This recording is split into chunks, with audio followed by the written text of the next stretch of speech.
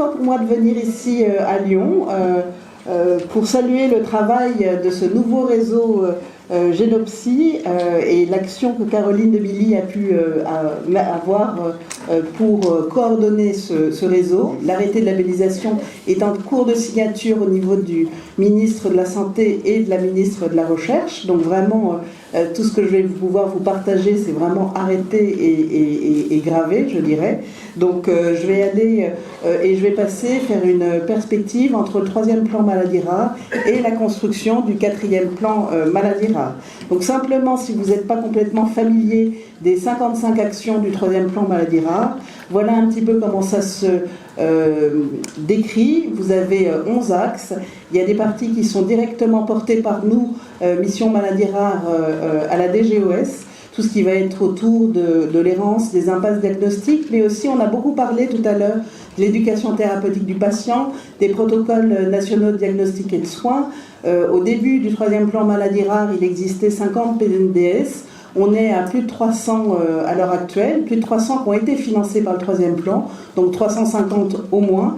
Et donc on voit que la dynamique a été importante et pour ça il fallait des moyens. Ça faisait longtemps que ces PNDS existaient, mais il faut des moyens pour pouvoir les faire. C'est la même chose pour l'éducation thérapeutique du patient. Il faut aussi des moyens financiers pour pouvoir organiser les réunions, les construire, avoir des plaquettes, etc. Donc c'est des exemples qui ont été financés par le 3e plan maladie rare.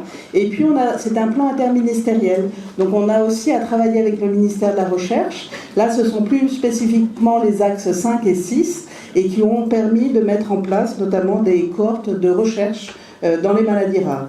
Donc le réseau actuel maladies rares, c'est 603 centres de référence maladies rares. On a eu, avec la dernière labellisation, plus de 28% de centres en plus. Et il faut voir que ça s'appuie sur des centres de compétences pour beaucoup qui ont vraiment monté en gamme, qui sont devenus centres de référence parce qu'ils avaient une activité de recherche. Et ça, c'est très important d'avoir en tête que nos centres maladies rares, on leur demande vraiment d'avoir une double valence soins et recherche parce que la recherche nourrit le soin et inversement.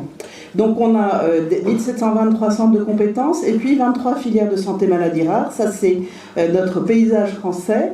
Et puis on s'appuie sur 24 réseaux européens de référence, dont 7 réseaux qui sont coordonnés par des médecins français et dont le réseau Ithaca, dont fait partie Génopsy, avec le RN Ithaca qui est à Robert Debré avec le professeur Alain Verlus. Donc qu'est-ce qu'on souhaite dans les perspectives du 4e plan maladie rare ? Il y a quelque chose qui est revenu énormément, et notamment quand on vient vous rencontrer les associations et voir les échanges, c'est une meilleure, je dirais, territorialité, pouvoir toucher les personnes là où elles sont, pouvoir faire un lien avec une médecine de proximité. Donc il faut pour ça pouvoir rendre plus visibles les parcours de diagnostic, faire une meilleure information aussi vers la médecine de ville pour pouvoir diagnostiquer plus tôt, je dirais, l'amont, et que cette errance de diagnostic qui existe malheureusement encore trop souvent dans nos maladies rares soit réduite le plus possible.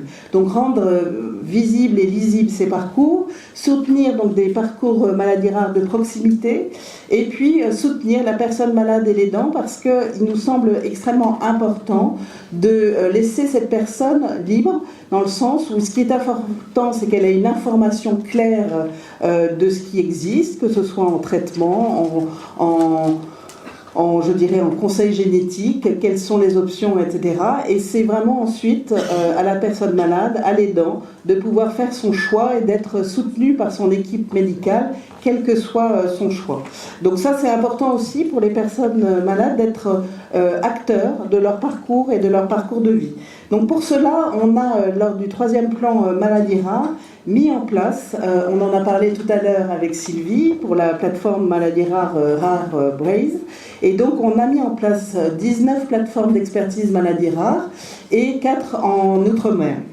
Ces plateformes, en fait, il en existait déjà On avait déjà un réseau qui existait à Montpellier, il existait aussi Prior à Angers, et ce sont ces réseaux, à Saclay également, et ce sont ces réseaux qui nous ont vraiment donné l'idée de pouvoir les généraliser et pouvoir vraiment mailler tout le territoire.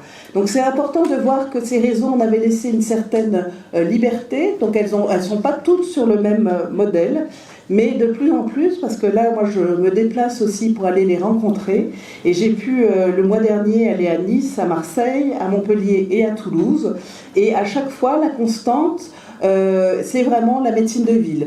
Faire le lien avec les spécialistes, faire le lien, pouvoir réfléchir aussi dans des situations complexes à avoir des pratiques avancées, je dirais, entre l'hôpital et le domicile de la personne.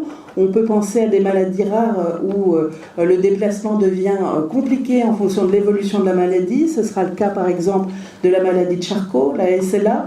Et donc comment imaginer des parcours, des nouveaux parcours entre l'hôpital et le domicile de la personne malade. Donc on réfléchit aussi à ça pour le 4e plan maladie rare, mais à chaque fois en pouvant s'appuyer sur les plateformes d'expertise maladie rare qui regroupent en transversalité les centres de référence et les centres de compétences sur un bassin de vie et qui vont travailler vraiment en lien aussi avec des professionnels de l'hôpital et avec une approche aussi qui peut être multidisciplinaire. Certains vont recruter des conseillers en génétique, des psychologues, des assistantes sociales, mutualiser les postes. Et c'est important aussi, et pour un centre de référence et un centre de compétences, c'est important de savoir qu'ils existent. Donc c'est pour ça que j'ai mis toute la carte, parce qu'on est ici à Lyon, mais il n'y a pas que la plateforme Aura, il y a aussi toutes les autres. Et vous qui êtes nouveau dans ce réseau Génopsy, avec un nouveau centre de référence ou centre de compétences, c'est important de savoir que vous avez une plateforme aussi qui peut vous aider sur place dans votre établissement. Pourquoi on a donc, c'est un des travaux du 3e plan maladie rare. Parallèlement, on a toute une évaluation du 3e plan maladie rare. C'est important de pouvoir aussi s'appuyer sur ce qui a été fait, d'évaluer. Et donc, ça va être une évaluation à la fois de tout ce qu'on a fait dans le parcours de soins, mais aussi dans tout ce qui va être parcours de recherche. Il sera aussi vu toute la partie européenne. Et pour nos maladies rares, c'est quelque chose d'essentiel, de bien garder en tête le lien avec l'Europe. C'est vraiment quelque chose avec des cohortes qui sont petites. On avait vraiment besoin de pouvoir pouler et garder nos données en les incrémentant avec les autres pays européens. Donc la mise en place du futur 4e plan maladie rare, l'idée c'est de ne laisser personne de côté. Donc on a eu la nomination cet été par Sylvie Retailleau et Aurélien Rousseau du professeur Agnès Linglard, qui est une pédiatre, une neuropédiatre, et qui vraiment connaît très bien le maillage et les réseaux maladies rares, et qui en plus vient d'être élue à la Société française de pédiatrie. Donc il y a aussi tout ce côté société savante qui est important, parce que derrière on aura également tout le volet formation universitaire, et puis elle a été très impliquée aussi au niveau des relations internationales, donc on garde cette partie européenne. Et puis le professeur Guillaume Cano a beaucoup travaillé lui sur le syndrome de Klotz, a trouvé, je dirais, un médicament miracle pour un repositionnement de molécules, et lui a été sollicité parce que il y a beaucoup d'innovations, on espère, pour de nouvelles thérapies dans nos maladies rares qui vont être à partir de repositionnement de molécules. Et donc c'est quelque chose qui est complexe parce qu'il faut pouvoir avoir accédé à la molécule, il faut pouvoir travailler avec les industriels. Quand cette molécule est une molécule jeune et pas une molécule, je dirais, qui existe depuis 15 ou 20 ans, c'est aussi compliqué parce que l'industriel peut être en essai clinique, lui, pour une autre indication. Donc comment faire pour pouvoir accéder à cette molécule? Donc ça, c'est des travaux qui se mettent en place en ce moment, également avec les industriels, pour pouvoir pousser des actions dans ce sens-là dans le 4e plan maladie rare. Donc le mot d'ordre pour le 4e plan maladie rare, c'est vraiment des groupes de travail, de réflexion autour du parcours de vie, autour du diagnostic, autour des innovations et autour de la collecte de données. Donc je vais vous donner des noms aussi. Ça me paraît important aussi de visualiser qui fait quoi. Et donc on a à chaque fois fait un tandem soins et recherche pour les 4 thématiques. Donc on a une neuropédiatre pour tout ce qui va être parcours de vie, parcours de soins des territoires à l'Europe, qui est Brigitte Chabrol, qui est à Marseille, avec une économiste de la santé de Dijon, qui a beaucoup travaillé notamment sur la médecine génomique, parce qu'il nous a semblé important d'avoir une approche aussi médico-économique pour pouvoir justement expliquer le bénéfice. On en a parlé tout à l'heure d'ailleurs dans une des slides de l'association. Il y avait l'importance de réduire l'errance de diagnostic et tout l'impact par rapport à des mésusages, par rapport à des mauvaises prises en charge. Et ça, c'est important de pouvoir diagnostiquer le plus tôt possible. Et on doit pouvoir aussi l'évaluer d'un point de vue médico-économique. Toute la partie renforcement de l'axe diagnostic avec un médecin pédiatre de Lyon, Alexandre Bello, de la filière FAI2R, ce sont les maladies auto-immunes, et puis Valérie Cormier-Der, qui est une généticienne spécialiste dans les maladies osseuses constitutionnelles, et donc elles auront en charge de travailler sur tout ce qui va être autour du diagnostic, la médecine génomique. On a la chance aussi d'avoir Sylvie Audan qui est à la tête du groupe de travail sur la phétopathologie. Donc c'est aussi un élément important qu'on voulait vraiment donner, auquel on voulait donner de la visibilité dans ce 4e plan maladies rares. Et puis on voit bien les enjeux autour de la formation continue, c'est quelque chose d'essentiel aussi. La question des accès sur les traitements et l'innovation, quelque chose qui est très important, avec lequel on a beaucoup travaillé cette année avec la HAS, c'est toute la collecte de données en vie réelle. Quand vous allez avoir des traitements, c'est important de voir dans le temps, et des thérapies innovantes type des thérapies géniques, c'est important de voir dans le temps comment ce traitement bénéficie aux malades, quels sont les bénéfices à 5 ans, à 10 ans, et de pouvoir avoir un suivi sur quelques items. Et donc on a organisé tout ce travail-là, donc avec Olivier Sidbon, la filière des maladies respiratoires rares à Paris, et puis Sophie Dupuy-Juraud, qui est à Lyon, pour la filière Fava Multi. Et puis le dernier groupe de travail qui va se consacrer aux données de santé, parce que c'est quelque chose d'essentiel, en lien avec des biobanques. Donc Guillaume Jandot, qui est le coordonnateur de la filière Fava Multi, et puis Emmanuel Génin, qui est à Brest, et qui dirige l'ITMO, donc ça c'est du côté de l'INSERM, autour de la génétique. Et donc c'était important aussi d'avoir quelqu'un très compétent également à l'Europe. Emmanuel Génin est très impliqué aussi dans un projet européen, dans la suite du projet européen EJP. Et donc c'est aussi important au niveau de la data de prendre ce point.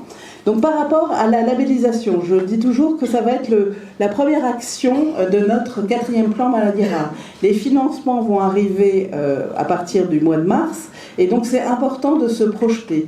Donc je vous ai dit, il y a eu un très grand succès pour cette labellisation. Simplement un mot à retenir, un nombre à retenir, ça a été 44% de dossiers en plus par rapport à ce qu'on avait. Donc il y a eu un jury pour évaluer, il y a eu des trios d'experts, et donc ce jury a retenu 28% de ces dossiers en plus. Et donc il a fallu, et le critère le plus discriminant était vraiment le critère de la recherche. Et donc pour tous ceux qui sont nouvellement labellisés, c'est un petit message que je vous passe, et puis notamment pour Caroline qui impulse en étant CRMR coordonnateur. Des projets de recherche avec des projets en PI, en responsabilité vraiment nationale, c'est quelque chose qui prend du temps. Les publications aussi. Et donc une labellisation en 5 ans, ça passe assez vite. Et donc cette dynamique, il faut vraiment que vous la preniez dès le départ, parce que ça fait partie des critères pour la future labellisation dans 5 ans. Donc c'est juste un petit point d'attention. Malheureusement, je dirais, ou heureusement, malheureusement, vous êtes dans un réseau où il y a vraiment l'activité est importante, il y a vraiment beaucoup, je dirais, de patients, mais il faut pouvoir vraiment combiner ça avec une activité de recherche. Et d'ailleurs, si ce centre CRMR Génopsie a été labellisé, c'était justement parce qu'il y avait cette activité de recherche importante. Donc voilà un peu mon message. Donc on voit que vous avez sur les 23 filières de santé maladies rares, toutes n'ont pas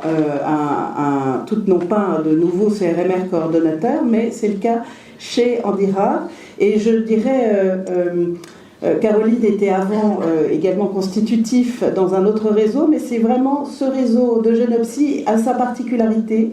Ce n'est pas un doublon du réseau de David Coven, c'est vraiment le jury l'a très bien compris, et c'est pour ça que ce travail est vraiment en coordination et vraiment a fait tout son sens au niveau du jury pour labelliser ce CRMR. Donc un grand merci à ce beau projet qui a été porté sur les troubles du comportement d'origine génétique. Donc voilà le maillage territorial, je dirais, de ce réseau. Donc c'est important de voir que c'est vraiment quelque chose sur lequel Caroline va pouvoir s'appuyer, d'avoir des têtes de pont comme ça dans les réseaux, et sans doute à terme de développer la partie nord et la partie est aussi, parce que en termes d'équité territoriale, c'est important de pouvoir toucher tout l'hexagone, et le sud également, Marseille et Toulouse. Donc voilà, c'est pas très lisible, mais comme vous savez que vous avez les slides, mais c'est en tous les cas pour vraiment vous dire comment ça va sortir dans l'arrêté de labellisation. Vos dons sont officiellement vraiment partis dans les tuyaux, et tout est vraiment pour nous bordé de notre côté.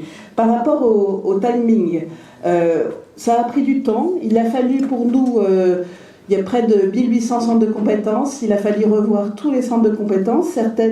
Certains dossiers étaient incomplets, donc on s'est retourné vers la filière et le centre de référence coordonnateur.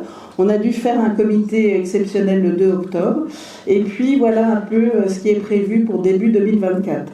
Ce qui est important d'avoir en tête, c'est qu'on sait déjà la part fixe. Donc Caroline, si elle veut, pourra nous envoyer un mail pour qu'on puisse lui donner, on a une slide là-dessus. Chaque centre de référence financé, constitutif ou coordonnateur a déjà une part fixe qui est connue de notre part. La part variable, après, dépend de l'activité, et ça, on n'aura pas les chiffres avant le premier trimestre. Mais cette part fixe, on peut déjà vous donner les chiffres de façon à ce que chaque centre de référence constitutif puisse commencer à travailler avec ses directions, parce qu'il va falloir faire des fiches de poste, il va falloir recruter pour pouvoir accompagner votre travail et vous aider dans cet investissement. Donc nous, on aide, je dirais, vraiment pour pouvoir vous accompagner dans ce travail et ce qu'on vous demande. Donc dans ces actions entre le PNMR3 et le PNMR4, voilà les perspectives que j'ai pu effleurer par les groupes de travail.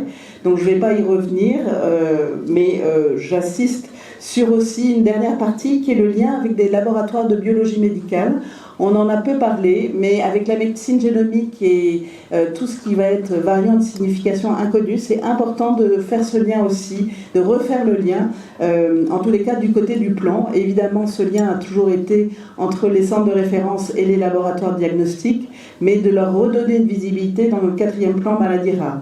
On a beaucoup travaillé dans le 3e plan pour pouvoir promouvoir les PNDS et s'articuler avec le plan France Médecine Génomique. Et il faut voir que par rapport au plan France Médecine Génomique, notre 3e plan maladie rare est en amont et en aval, c'est-à-dire qu'on va coordonner, les centres de référence vont coordonner tout l'amont par rapport à des réunions de concertation pour pouvoir savoir quelles sont les personnes en impasse de diagnostic pour pouvoir aller vers les plateformes de séquençage haut débit. Et puis il va y avoir tout un accompagnement aussi, et dans la loi de bioéthique, il y a eu un rôle accru donné aux conseillers en génétique. Et donc c'est une bonne chose parce que pour les professionnels, c'est aussi important de travailler étroitement avec les conseillers en génétique qui font un bon lien avec les familles et avec les adultes diagnostiqués pour pouvoir au fil de l'eau accompagner également et expliquer la maladie. On a des actions du 4e plan en perspective autour aussi on avait dit de la BNDMR, de comment on implique tout ce qui va être traitement, la collecte des données en vie réelle, et puis on a travaillé sur tout ce qui va être accès précoce et accès compassionnel pour le médicament. On a dans nos groupes de travail, il y a 15 groupes de travail pour le PNMR4, on a aussi la présence de l'Agence de l'innovation en santé et puis de l'Alliance France Bioproduction. Les biotech sont importantes, elles ont dans leur portefeuille plus d'un tiers de médicaments qui sont en fait des médicaments orphelins et qui touchent des maladies rares. Donc toute la dynamique autour des startups et des biotech aussi est à accompagner. Un lien aussi avec notre Banque nationale des données maladies rares. On est le seul pays à avoir un réseau aussi structuré pour la collecte des données maladies rares pour savoir où sont les patients. Donc c'est vraiment important de donner des moyens de pouvoir renseigner ces données. Et la Banque nationale des données maladies rares s'est rapprochée du Health Data Hub et fait partie du catalogue de notre hub data qui est vraiment piloté au niveau ministériel, au niveau du Premier ministre. Donc c'est important de savoir que les maladies rares sont déjà repérées dans ce maillage autour des bases de données. Il y a vraiment une reconnaissance de ça. Professionnalisation. Et dans les achèvements, est-ce qu'on a fini en fin de troisième plan maladie rare, la collecte des données en vie réelle et tout ce travail qu'on a pu faire avec la HAS. Et c'est quelque chose d'extrêmement important pour nous parce que trop peu de nos maladies rares ont déjà des registres, ont déjà des cohortes. Et si on veut pouvoir un peu avoir quelque chose de pré-fait, de prédéfini, et donc d'aider les centres à avoir déjà quelque chose d'organisé. Donc ça, c'est un travail qui a pu faire. Et puis dans nos rêves, dans les actions du quatrième plan maladie rare, on souhaite avoir une participation directe du malade, de l'aidant, ce qu'on appelle des Patient Reported Outcome mesures, et de pouvoir développer une application qui serait portée avec la Banque nationale des données maladies rares pour pouvoir vous donner un rôle, association, patients et aidants, pour pouvoir donner des rentrées des données, par exemple des données de qualité de vie sur le sommeil, sur la douleur, qui sont des données essentielles aussi pour pouvoir mieux accompagner le quotidien, je dirais, de la personne malade. Il n'y a pas que la visite à l'hôpital, il y a aussi toutes les répercussions sur le cours de la vie avec la maladie. Donc ça fait partie vraiment des choses qu'on souhaite porter dans ce quatrième plan maladie rare. Et je m'excuse encore pour le côté très très rapide, voilà, du troisième et quatrième plan maladie rare.